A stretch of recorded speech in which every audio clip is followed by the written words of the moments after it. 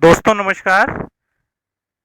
दोस्तों इस वीडियो में हम आज देखेंगे टीजीटी हिंदी मेल और टीजीटी हिंदी फीमेल की एलिजिबिलिटी क्राइटेरिया जो कि डीएसएसबी के लिए है।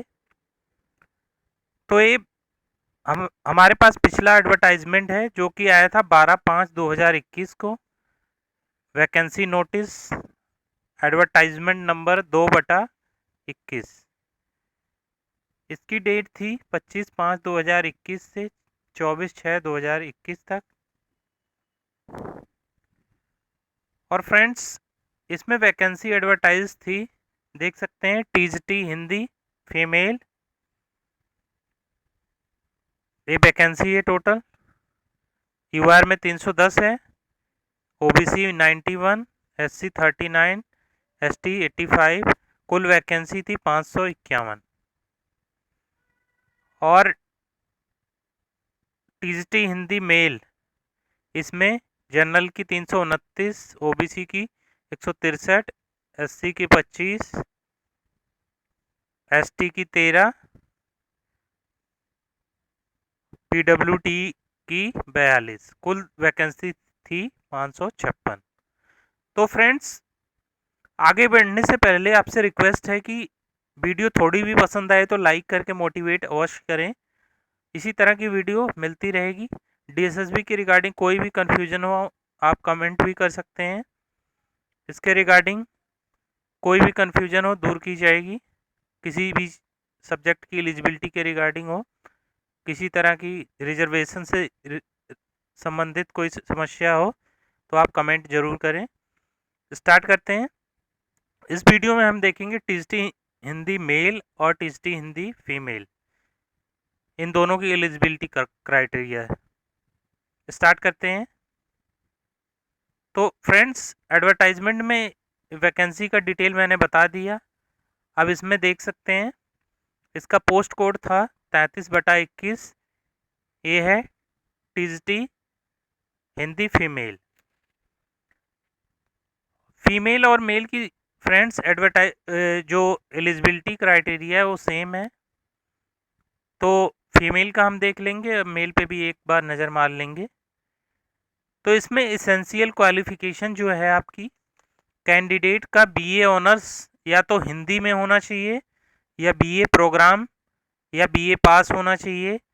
MIL concern as one of the elective subject from recognise university. मतलब मेन सब्जेक्ट आपका हिंदी होना चाहिए और ग्रेजुएशन में 45% मार्क्स होना चाहिए। एग्रीगेट का मतलब ओवरऑल जो है वो 45% होना चाहिए।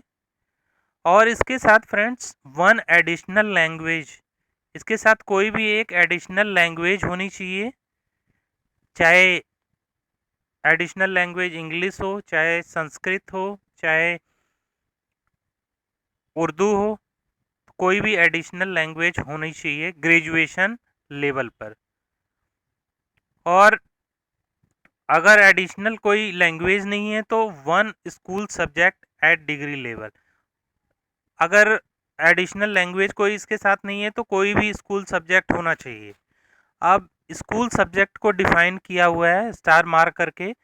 तो स्कूल सब्जेक्ट को अभी नीचे मैं दिखाऊंगा आपको कौन कौन से स्कूल सब्जेक्ट ग्रेजुएशन लेवल पर होने चाहिए, तो चल जाएगा आपका।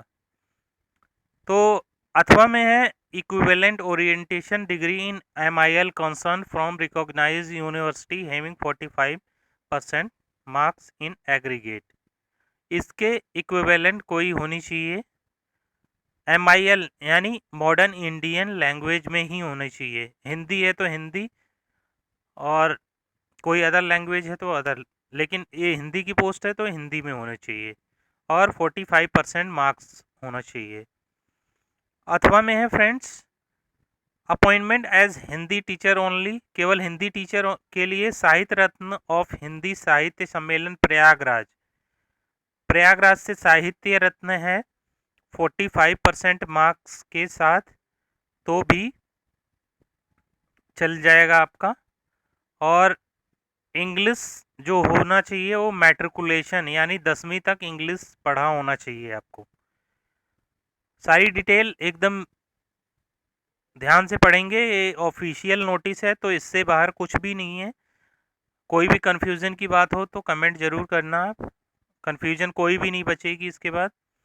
और फ्रेंड्स, नोटिस में नीचे दिया हुआ है, provided further that requirement as to the minimum of 45% marks in the aggregate shall be relax in case of candidate. 45% marks का जो क्राइटेरिया है ग्रेजुएशन में, ये रिलैक्सेबल भी है। कब कब रिलैक्सेबल है?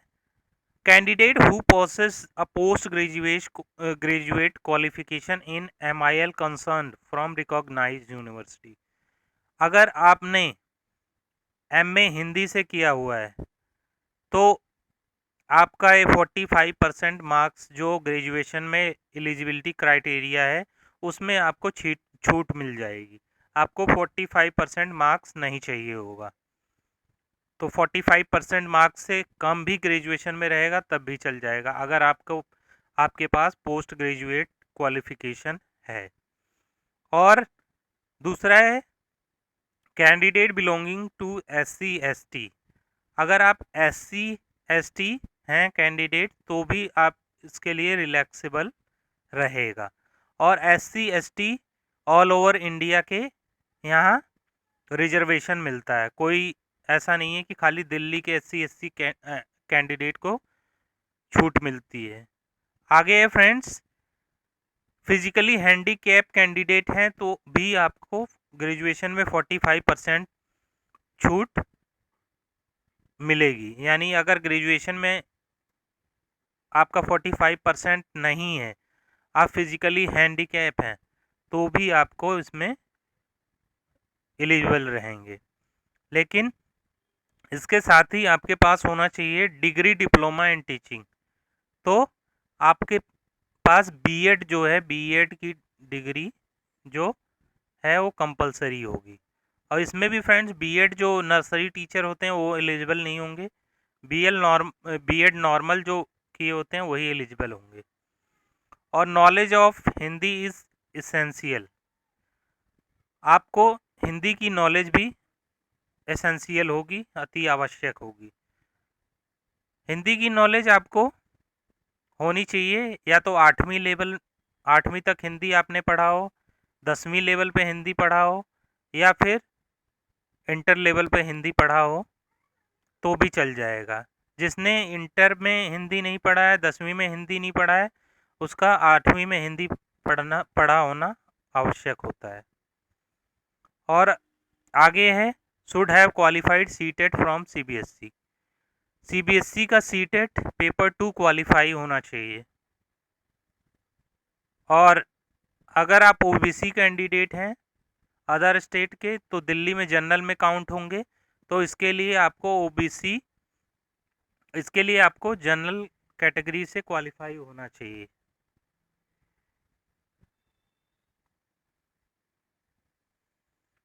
यानी फ्रेंड्स, अगर आप OBC अदर स्टेट हैं तो आपको 90 प्लस मार्क्स चाहिए, 90 मार्क्स प्लस मार्क्स रहेंगे तब जनरल की एलिजिबिलिटी आप पूरा कर पाएंगे।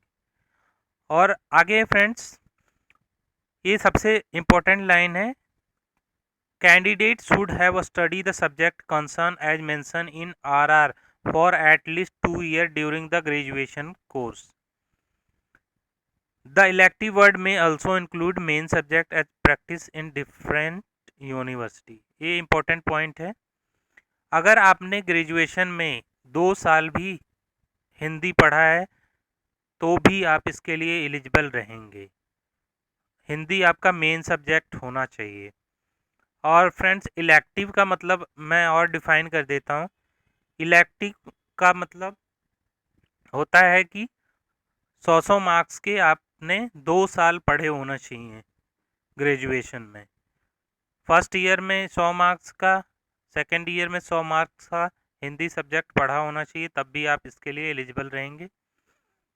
और या तो फर्स्ट ईयर और थर्ड ईयर में पढ़ा किसी भी ईयर में पढ़ा होना चाहिए, पर 2 साल ज़रूर पढ़ा होना चाहिए। ये सबसे ज़्यादा इम्पोर्टेंट पॉइंट है।